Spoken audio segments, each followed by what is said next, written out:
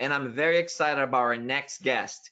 In our next talk, we have Douglas Flory, Global Practice Lead in the Change Management Office for LogMeIn. Hello there, Douglas. Douglas is going to Hello. talk to us about the dividends of empathy and value of change management towards the future of work. We're really looking forward to your presentation. Good luck. Thank you so much, and it's a privilege to be here with you today. I appreciate the opportunity to meet with all of you. I've been looking at some of your profiles on LinkedIn, and just to be here with you today, I'm very honored and very humbled to have this opportunity to speak with you today. My name's Douglas Flory, as I was introduced. A little bit of quick highlight and bio about who I am and what I do. I am very involved in change management, which is the managing and supporting the people side of changes. And in that role, or in that discipline, my role is number one, I work for a company called LogMeIn. We offer remote products and services such as GoToMeeting or GoToWebinar, and many others that empower us to work in a remote and digital environment like we all find ourselves in today. In addition, I'm also highly involved in the Association of Change Management Professionals. I've been doing that for some time, but I'm fortunate enough to just recently been elected to the board of directors. So at the end of the presentation today, I'll share my contact information if you have any follow-up questions or anything you'd like to learn more about. I love connecting with you and learning from your experiences and seeing what I can do to help you as we go forward. So for today, we're going to learn about the dividends of empathy and the value of change management towards the future of work. And to do so, oops. So what does that mean? So what I want to do is highlight a couple of things that we're going to be talking about today here that you can see here on the screen. We've got 5 key things that we're going to walk through that will address our topic today. First is we're all going through a lot of ambiguity. So how can we lead during those times and periods? How can change management influence your strategic results and employee engagement? I think you'll find Douglas, the change manager. I'm sorry to interrupt, but your slide has not changed. I'm not sure if you changed your slide. If you did, we cannot see that. We're still on the first slide. Oh, it was, oh, sorry. There we go. Yeah, we should be able to see it now. Yeah. Thank you for the reminder. So we're going to be talking about change management as well. The third thing I want to introduce is working personas. I think it's a great opportunity for any of us to be able to leverage working personas and help build empathy and see real dividends. And I'm going to share some examples of what that looks like and what we've been able to do at LogMeIn with our employee base. And then the voice of the employee is a solution and how powerful that can be in helping you shape the future of your work. And then putting all this together, what does this mean for the future of our work, which is the $1 million question that we all want to understand and learn. So that's the talking points and the considerations for today. But before we get started, what I've built into the presentation today is an opportunity for us to have reflective thinking. I hope that along the way, you will see some points that help you to think, aha, or some key points that you want to jot down. Throughout the course of the different sessions that we discussed today, you're going to see a screen that will look similar to this. And what it's going to do is provide you a grid, and I would encourage you to get some paper or pencil, or maybe if you're on a digital aspect and that's your preference, you can go digital as well, and create this quadrant box. And you're going to see a series of questions across the top. Question 1 will typically be dynamic, maybe what is your story? Or question 2, how does your story relate to someone? And question 3 will be pretty static. It's going to be constant throughout. It's going to be something to the effect of what are you going to go and do? And what I've done is created these rows across here for strategy, execution, and the people side of what you're thinking about, what you're learning about, and hopefully this will help you as you go back to work on Monday and share this with your peers and apply these concepts to your project at your company. So that's what you can expect today. I'm going to give you a minute to get your paper and your pencil ready to create your grid, and we're going to go ahead and jump in. All right, so first, I want to share my story about LogMeIn. And it's not to promote LogMeIn or anything of that nature. It's because I believe storytelling is a great connector. Right now, we're in a virtual setting, and I wish I was there with you in person. I really do. But unfortunately, we can't do that. So storytelling to me is a great way to help you connect with what I'm about to teach, and for you to connect the dots and apply it to what you're experiencing and going through in your role with your company and what is your story.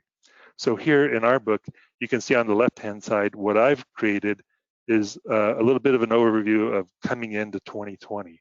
2020 came along just like all of us, and we came back from the holidays and we were ready to go with the new year and our new strategy and the new financial calendar. But then for us, we had private equity transition. We were in the midst of going through a transition from public to private. So that was very unique for us as well. Then COVID-19 came in, and I think we all know the ramifications and the implications there, but certainly it was like, wait, what's this COVID-19 thing? And we were trying to learn and understand a little bit more about it as we were grasping for knowledge at this new concept that was taking over. As a company, we have 4,000 employees and 20 global offices. So at that point, we had to pivot and transition all 4,000, approximately 90% of our employee base, to a remote setting. We had to transition 20 offices globally to be able to work from home, or work from anywhere is what we like to call it within our company. And then we had to be able to support our employees after that transition, and simultaneously, because we offer these types of products and services, our customer demand was going increasingly high, and we had all employees on board to help support and answer from our care center. So as you look forward, and as we're going through this together, we've been able to navigate this ambiguity. And what does that look like as we look ahead and where we are today? So we're still going through this private equity transition from a public to a private company. We've experienced all kinds of social and cultural events that we'll talk about today as well that have impacted our employees. And it's really been visible what this means to them and how it's influencing their work. We've been able to socially connect with various frontline responders and different charities and organizations. So ERWK is an emergency remote work kit, where we're able to provide digital resources. And for the first time, we were able to bundle them and offer these to these charities, these 501Cs, these people out on the front line, government institutions who are trying to deal with all of the events at their local, in their local region and setting, and trying to communicate with each other. And we were able to help them. So that was very powerful for us. We then developed working personas. We then started building on this voice of the employee concept and on our future of the work. And by doing all this from a change management perspective, it's really helped us to get forward through the ambiguity and help build a roadmap and a strategy as we look forward. So that's my story, and that's our story at LogMeIn as to what we're about to discuss today with change management and empathy, the dividends of empathy. I want you to think about what your story is. And one day I'd love to hear it. I'd love to have you share that with me. But I want you to think about what your story is as we go through these next slides and apply these to your situation. I love this slide because I think it highlights what we are all kind of feeling at one point once COVID-19 and all of these different events started happening. We kind of felt like we were in a fog. We knew we had to go forward, but we had all these questions and feelings and emotions and reactions to what was happening because we couldn't see anything. We didn't know, is the path forward stable? Should I go forward? And I wish I had directions and mileposts to know along the way, or a compass along the way, to help me know that what I'm seeing and what I'm doing and feeling is the right path and the right step for us. So I want to ask you, what was the right steps for you? So think about that. As we were going through this is what's often referred to as like a change curve, but I want to apply it in a little bit of a different lens. So starting down here at the bottom, you can see it's about historical ways of working, a transition period, and the future of work. So this historical ways of working would be pre-COVID-19, so like 2019, excuse me. And the future of work would be somewhere down the road, still to be determined. For you, that could be, you could be at a different point in this transition period as compared to some of your peer companies or other institutions and organizations. But what we all experienced was kind of the same, because this provides a sense of direction, a sense of hope as you taking that first step into that cloud of ambiguity, and you're trying to figure out how to get to the other side, because all of your employees are asking you, what does the future look like? And right now, there's not a lot of answers. But here, this provides a sense of hope, because what it does is it says, we are on this side. We're about to go through this journey and transition period so we can get to the other side. Just knowing that there is another side, knowing and remembering that sometimes provides us with a baseline and a level set and reminder that we know we will get through this. We're just in a transition period. As we go through this transition period, we were all hustling, we were working hard. Our adrenaline was pumping as we had to transition to a remote work setting from our office into our homes or into our flats or whatever your situation may be. And because of all of that, our adrenaline was pumping and we were coming down the hill and gravity was working very hard. And we were accelerating very quickly as we moved into this transition period. As we got toward the bottom, we started looking around. That's kind of where I would suggest, at least for us, for LogMeIn, this is where we are today, kind of here toward the bottom and kind of working our way back up. You start to feel like, okay, this remote work thing is kind of normal for me now. I'm getting in my groove. I'm starting to feel like I'm comfortable with this. I can be productive. It's okay, right? But as you get down here, you catch your breath from that adrenaline and the gravity. You look up to the other side that you want to get to, and you realize, wait, this is going to require some work. It's going to require some effort. I need to catch my breath to get up to where we need to go. So that's the question I want to ask you today for your company. You get back to where you were, you have 3 options. Let's look at what those options are and how we applied them at LogMeIn. You are here. We've all seen this on the maps, regardless of where you're going. Maybe it's at the mall, maybe it's on your smartphone or device, and you see where you are, but you want to know where you're going. This is very helpful in helping navigate that ambiguity and lead your team and your people through this. As you go back, I mentioned there's 3 options. You can return, you can renew, or you could redesign.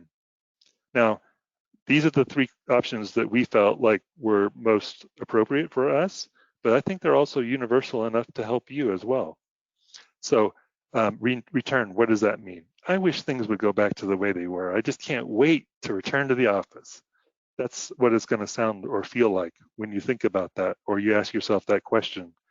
You want to come back to things as they were. Okay, renew. Maybe let's just paint the house. We'll put a new coat of paint on it, and it'll feel fresh. It'll give us a new view, a sense of hope on doing how we're going to be doing things. Or you could redesign, which means basically step forward into that ambiguity, take a step and learn more as you evolve and create a future way of growth and advancement.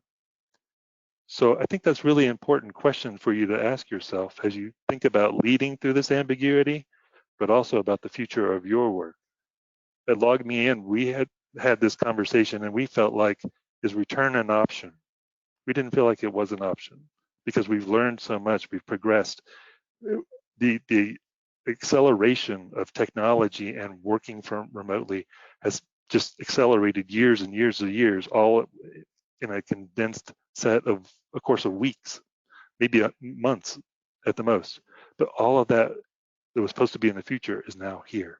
So we did not feel return was an option for us. We could have renewed, we could have just refreshed some things, but because of all the aspects that I shared with you about our story, we felt like redesign was more appropriate. We wanted to take advantage of this unique period in history of where we are as a company. And we wanted to take the Etch-a-Sketch and shake it up and start with a clean slate and say, let's redesign, let's rethink what we're doing. What's our future strategy? How can we take all of these different elements about our story and package it toward the future? So that's what we chose to do for LogMeIn. So I want you to stop and reflect and learn. I mentioned this at the start. This is time to get out your paper or your digital note-taking device, and I want to ask you these questions. And these are more reflective questions and exercise for you to think about what you've learned from this first part of the conversation. The first thing I want you to do is reflect on your company's current position. What are the ambiguities, needs, and options that your company and your employees have? And you can take some time and write these down into the columns and the boxes. Second question I want to ask you, which one are you planning to do? If you haven't had time to think about this yet, well, here's some options for you to consider. Do you want to return? Do you want to renew? Do you want to redesign? But more importantly, why do you want to choose that? And the third question, and this is going to be the static question through all of these stop, reflect, and learn, is what can you take back with you to your colleagues and your company on Monday after you've shared what you've learned as a team? So take a minute and capture your thoughts, capture any things that have caught your attention, and what would help you with your organization as well.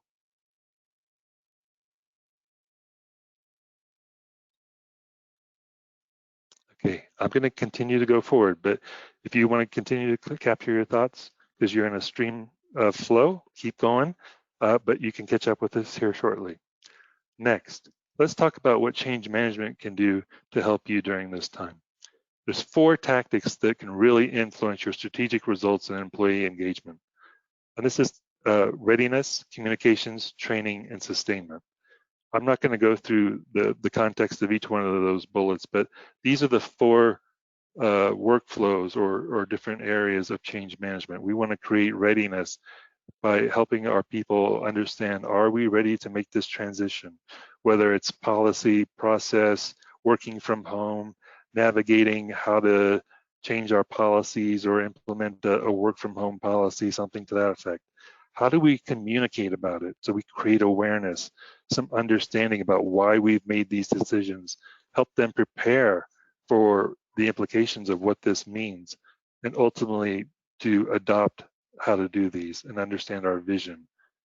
We have to give them the skills. That's what the training aspect comes in.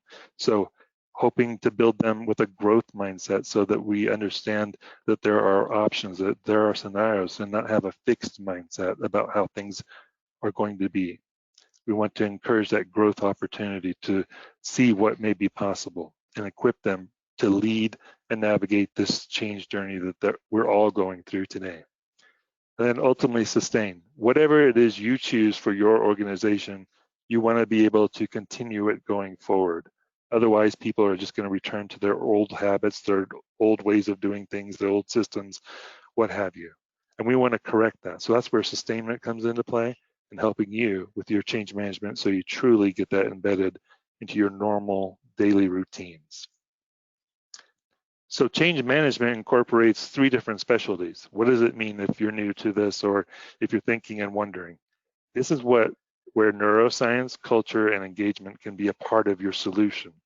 Neuroscience really helps us to understand some of the cognitive aspects of why am I behaving this way?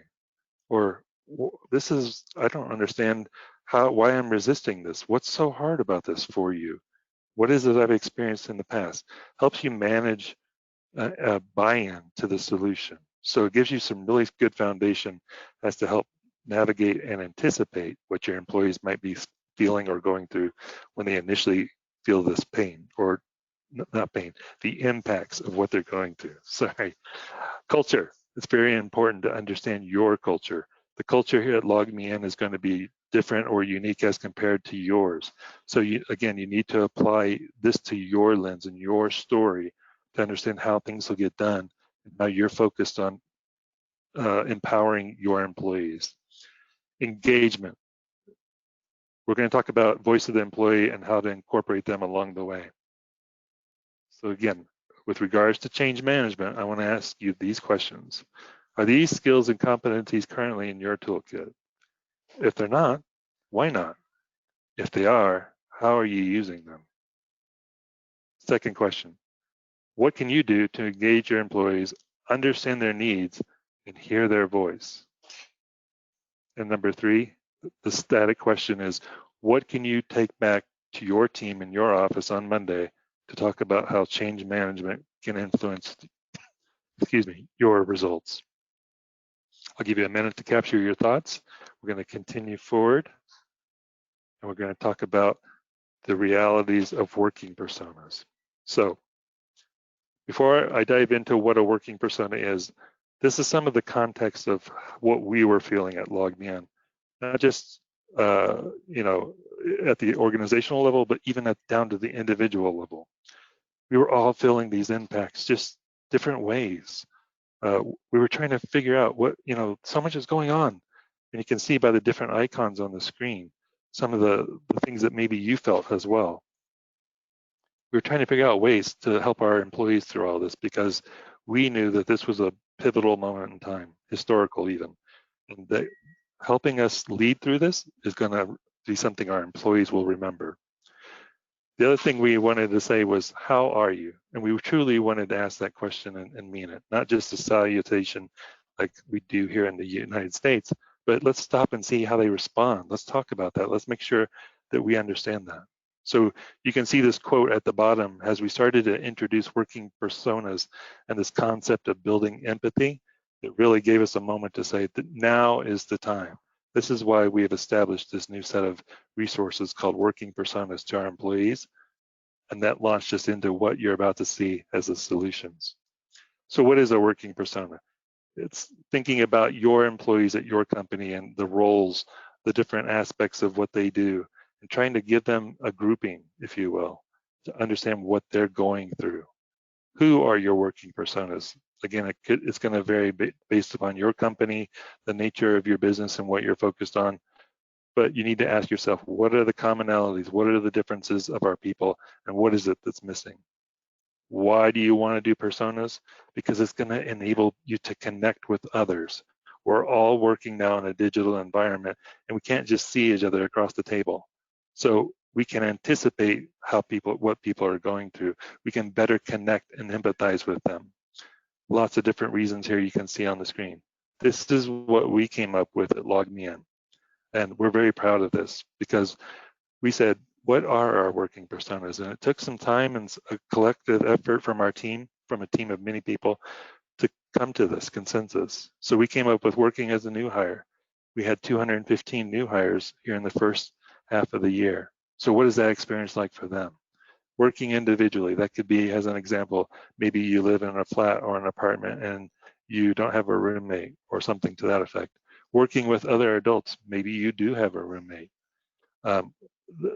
Two of the most important and most impacted areas that I personally have felt, but I've seen others go through, is working while at home while we have young children or we have school-age children. So we certainly wanted to make sure that was included in our working personas. But then lastly, working while caring for adults. Working while caring for adults could look like maybe you're taking care of your elderly parents because maybe the nature of their age or their health, or maybe your university student just came home because the university has closed down. So this is what we've incorporated and employed. And what it's enabled us to do is to build greater empathy, to connect with others, and to understand what they're going through as we engage with them in a conversation in a remote setting. We've also been able to leverage these icons and these images as statuses in our internal messaging system. We would put that as our working persona, so that when I reach out to talk with you, I can automatically anticipate exactly what you're going through and get a sense of that. Or we put them in our emails so other people could connect as well. Very powerful because it really helped us to understand and launch forward into our Voice of the Employee survey results, which I'm going to share with you here shortly. But again, I want to stop, I want to reflect, and I want to learn. And I want you to think about these questions. Reflect on your company's roles, titles, and demographics. What is it that they're currently experiencing, feeling, or going through? There's so much going on right now. What is it that they are feeling? Because chances are, if they're feeling it, you may be as well. What keeps them up at night? What is it that worries them and worries you? And again, what can you take back to your company? So I'm going to proceed forward in the interest of time. We then took these working personas And we said, what is the voice of the employee? We want to help shape the future. We want to understand what they're going through during this current environment. We also want to know what we can do to help them through this transition that I showed you on the earlier slide. And by doing so, it gave us so many wonderful insights, things that we would have never known, like, hey, 8% of our staff is feeling less than okay mentally, emotionally. What can we do to address that? So that's a very powerful thing. 8% may sound low, but that's an important aspect to that person and to all of us. We realized that 90% of our managers are feeling supported and communicating well.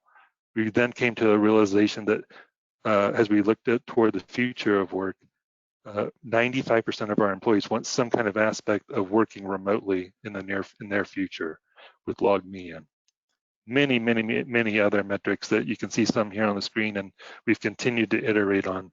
But the area that we felt and saw probably the most impact was the ones where there was children at home, because all of a sudden parents are now parents, they're workers, and oh, by the way, you're also a teacher, a principal, and all of these things, and you're trying to remember 5th grade algebra, and nobody remembers how to do that, but yet you're expected to help your children with their homework on doing these things. So we tried to figure out how we could help these different personas, and by surveying them and getting their voice and understanding what they were going through in a qualitative and quantitative way, we were able to get a data-driven approach. So you can see here some of our personas. We asked them a question and some of the results. So you can see the blue is great as an example, and orange is good, and so on down the scale here at the bottom. We were also to gather the employee sentiment in a summary and a visual to see what is it that stands out and what is it that's focused. So we promised them along the way as we introduced this that we would share these results with them. We wanted them to know we're trying to do something to make things better, and we know that you are our most important resource. So rather than just sending an email or sending a PowerPoint or something to that effect, we decided to go with those options, but we directed them to a common site in our internal workings. And we created these videos that became very powerful, because here's an example of a colleague that I work with and that I had a chance to have a conversation with.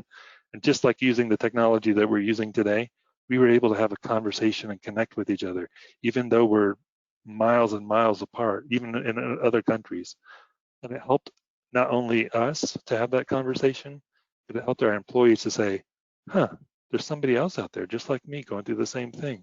Or they just appreciated the ability to have that social interaction and see their colleagues and employees as a reminder that we are still human. As we've been able to progress through this, there's been additional outcomes that we've experienced a huge increase via empathy. A couple of things here on the slides. You can see we've increased our self-awareness and our emotional intelligence. That's been very powerful to help us get through this process. We've been able to start conversations on mental health. What was once taboo is now like, how are you?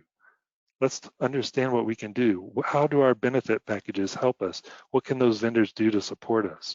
Supporting our employees through, there's so much going on with racial injustices, some of the events that we're all experiencing across the globe with protests. June was Pride Month, so on and so on with different things. We actually had it as an example at LogMeIn with as a reflection of the experience.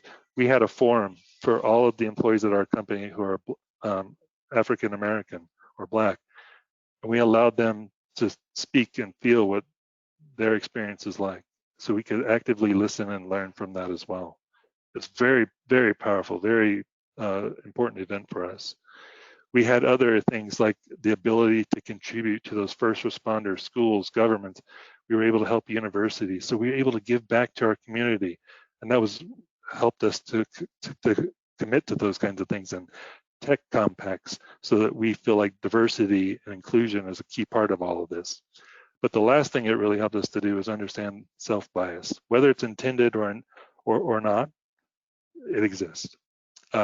And so we want to understand this, and we're beginning that journey today with understanding our own biases as well. So I'm going to stop, reflect, and learn.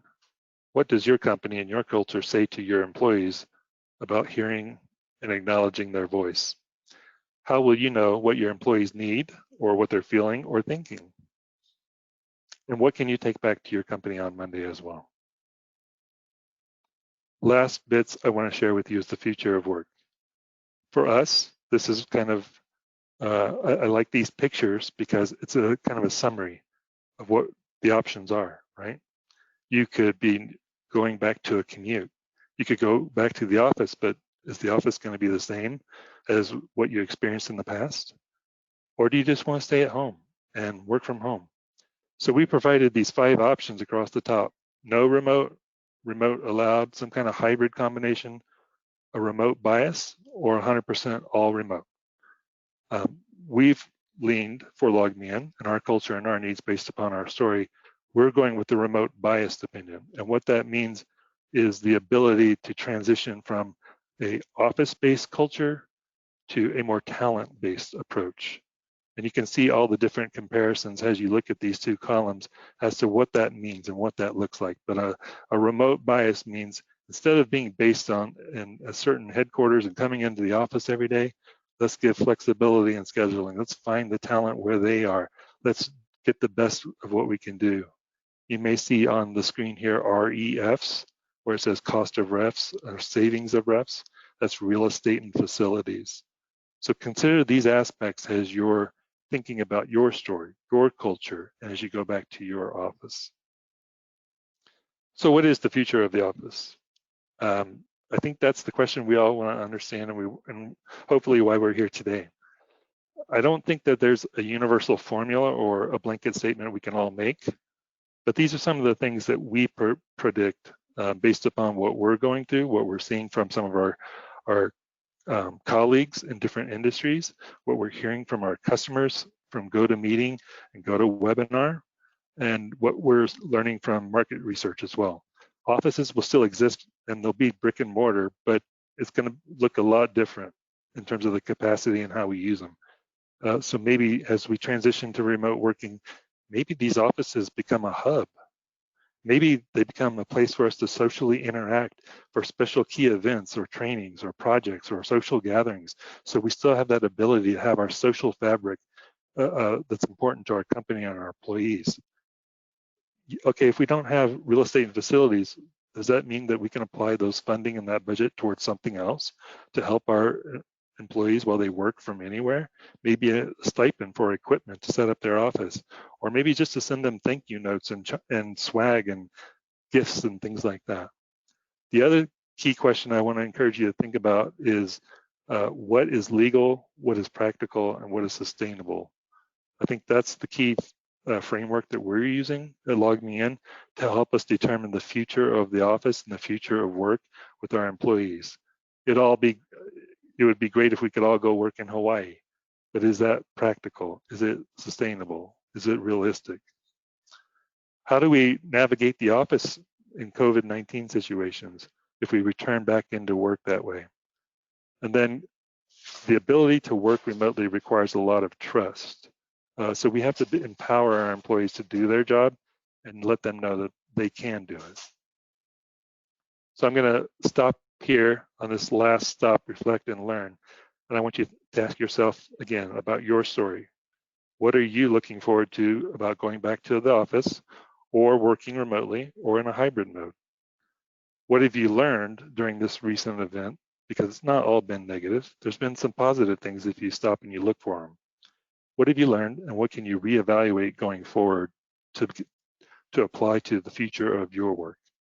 And then of course, what can you take back on Monday? I'm going to pause here for Q&A. Jose, if you would like to join and help us to ask those questions, or Brian, now is a great time. I look forward to it. We're good to go, Douglas. So I'm going to ask you to stop sharing your presentation so that the audience can see us on their screen. And I'm looking at any questions that are coming on here, and I wanna ask you. Let me pop up the question panel here, and tell me a little bit about the follow-up that you did at the company as you roll out the initiative, if you will, if you want to call it that or something else. But also you mentioned the videos that you had, and I'm curious at how you can gauge the impact of doing something like that with the professionals in the organization. Yeah, that's a great question. And so I'll give you some examples of real dividends and the impact that it's made. We have received a flood of emails from our employees. And to me, when you get these kinds of emails where the employee just chooses to send you an email that says, thank you so much for doing this, it really helped me to connect with others. It helped me to get through this time. And just the fact that we're doing these things shows that we care about them. That is powerful right there in itself. So we've been able to get multiple emails from our employees in that way, number one. Number two, we've seen our productivity, our engagement, our performance and our productivity just go through the roof. And we feel like that's because the employees feel like we know that we're focused on them. We value their voice in the process. And we could easily come out and say, hey, this is the future of work and this is what we're going to do and what we dictate, but we want to incorporate them in the process. And they're responding heads over tails, overwhelmingly in favor of this. And of course, we hear, people share with us through various conversations here and there, water cooler talk and things like that about what it means to them. And so those are different pulses that we can take from our employees to understand the impact that it's truly making. Very good. And Douglas, where in the organization does the assessment, the planning, and then the follow-up execution takes place? What group of people get involved in doing that type of assessment? Great question. For us, it was a team to determine the future of work and this transition from the office to working from home or from anywhere. It's not any one person. We had to have facilities involved. We had to have HR involved, legal involved. We had to have our global site leaders to be able to advocate and communicate locally, to check back with us on a two-way dialogue on what they're seeing and feeling from their employees. Our leadership team obviously was a key part of that as well. But our change management team was a key part of it to help us understand how to navigate this, how to get that employee sentiment and build that empathy as we're all going through this to empathize and really connect with them on this level. So I would encourage you to look at your teams and based upon what your story and your organization holds, who are those key players and stakeholders that can help you to make those decisions and build your strategic approach. Very good. One of the comments that we had, and I'm looking at the question panel here, and also related to the context. Is this an activity that is, would you categorize it as an employee engagement type of activity? As you know, a lot of organizations have very somewhat traditional and structured employee engagement surveys and follow-up. Is this part of that? Is this a different category altogether? How would you contextualize an empathy program like that? Yeah, this was ad hoc. I totally understand what you mean by that because historically we typically had your checkpoints like mid-year, end of the year, like employee scores, engagements, all these different things that most companies do. What's our NPS and all those things for our employee satisfaction. So this was completely ad hoc because those typical and traditional surveys are aimed at different aspects. This was really getting at the empathy and understanding what we're going through in a real scenario. So we look at it as a unique opportunity to shape and mold the future of this. And we've been able to incorporate new products that can allow us to get real feedback by just simply, maybe you visit a web page and you said something like, hey, click here and tell us about your experience. We've been able to use that kind of artificial intelligence to say, hey, employee, how are you feeling today? How are things going? And we've been able to track and monitor that rather than just constantly sending another survey and another survey and another survey. And it's allowed us with an iterative approach to continue to monitor this and share those results at the different global sites and focus on where we need to go. And tell us a little bit more about how this emerged at LogMe, and how far back was this? Was this more recent as a result of what was happening with COVID and everything else, or is this something that started, earlier than that? And how did it come about? It came about, so I think it was, if I remember the exact day that we started hearing about COVID. Our headquarters is based in Boston. We have a lot of different connections there in that area. And I read this article and I was like, hey guys, isn't this right down the road? Because I don't work in Boston, I work in the Rocky Mountains here in the US. And I said, hey guys, isn't this right down the road from headquarters? And there was a big moment in Boston where a hotel and a convention had a huge spread of COVID-19. And that's where we started really scratching our heads. And I think that was like October of last year. And we were like, what is this? Do we really need to be paying attention? And so obviously we did need to pay attention. And so that's really where it originated. And then we started brainstorming, what is this going to look like? And we realized the true impact that this was having as we looked globally and how our employees there were experiencing this. And then we could see that it was proliferating across the globe. So we realized we need some kind of strategy and approach to be able to address that. And so using some experiences from change management, we were able to build these working personas. And then, hey, let's understand their sentiment and incorporate surveys. And by putting it into a platform on our intranet internally, it's been able to give them a resource where they could go to, get resources, information to help themselves, to help their teammates, to help their individual contributors on their team as managers, and have a one-stop location for all of this to make that experience even better. So it's been kind of an evolving and iterative process as we learn more.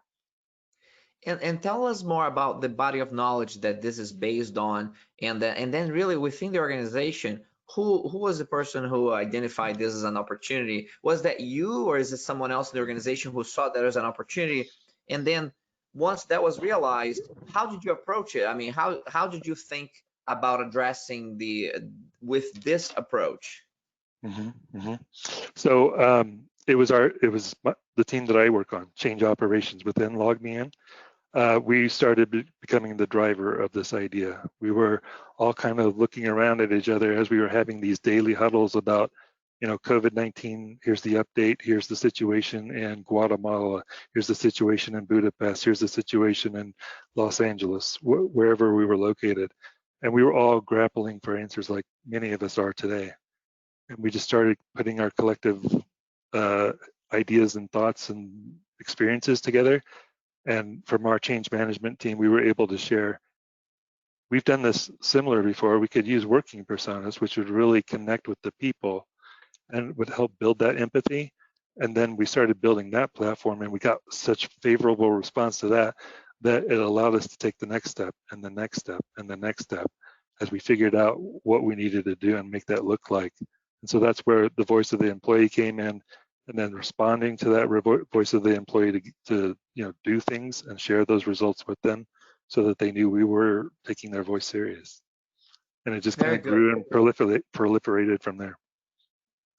One last question here with the time that we have allotted, and that is on, I wonder if as you do this internally and you have success and you learn even more about the benefits of this approach, I wonder if you and the organization have considered if this would make sense on a customer experience journey, or perhaps deploying this at the customer level to have a higher level of empathy for the customers in times like this. Is that something that has been talked about? Is that something that you think may be a natural progression? Yeah, it's led us to that actually, and I love that you brought it up. So thank you. Once we saw the results and experience of this, we stopped and we thought, wait a minute, this could apply in different ways, right? And so we certainly wanted to understand what our customers were going through as well. So we started leveraging different approaches of a similar approach and effort to achieve the same thing. and empathize with what they're going through, because obviously the customers are going through a lot of this as well, and they have to make business decisions on top of that. And they're looking to us for support and guidance with products and services. So how do our salespeople, how do our care center people, when they get these kinds of questions and the challenges that they're facing, how do they connect with them? How do they help them? How do they support them through all of this? So empathy came in there, and then we were able to understand, what are some of the small business SMB areas going through? What are some of the enterprise areas experiencing? And taking that the data and our voice of the customer program and building this all together and putting a package together through our marketing efforts to suggest different resources and materials to support them along the way. Well, fascinating journey. Can't wait to see, how things progressed in the months and years ahead as you go down this path. Thank you so much for taking the time to share your experience with us and the insights. We really appreciate that. Well, thank you so much for the opportunity to be here, and it's a privilege, and thank you for the opportunity to meet all of you, and look forward to learning more. It's been a great experience so far. Thank you, Douglas. Thank you. Bye-bye. All right, ladies and gentlemen, this concludes day 2 of Digital Transformation Workplace Live. Let's take a peek at what's happening tomorrow, shall we?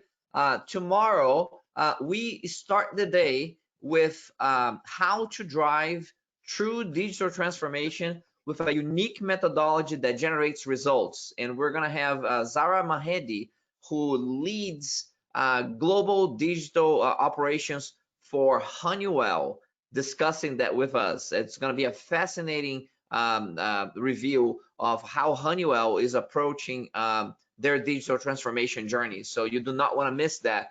After Zaha, we're going to have intelligent automation and shared services from Future Pipe Industries. And Jagan Ramaswamy is going to describe, he's the Senior General Manager and Head of Shared Services for the organization. And he's going to talk about how they have been automating shared services at scale. So using RPA, artificial intelligence, and taking into account the impacts of the pandemic and the impacts on their operations. That will be followed up by Kamran Jahan Shahi. And Kamran is going to lay out the foundation of advancing analytics in finance. Cameron is the former Vice President of Global Finance Strategy and Transformation for Walgreens.